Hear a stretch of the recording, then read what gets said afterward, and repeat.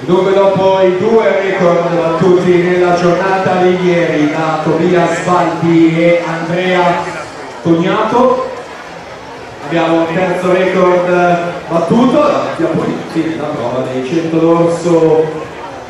ragazzi, e naturalmente avrà modo di migliorarlo chissà nella finale di questo pomeriggio. A breve avremo gli 8 nomi, intanto andiamo alla presentazione della seconda batteria junior con Marianna Favero in 1, Marianna Sonda in 2, Luana Taucer in 3, Giulia Cecchini in 4, Martina Santi in 5, Elisa Minius in 6, Giorgia Mosconi in 7 e Federica Raghello in 8.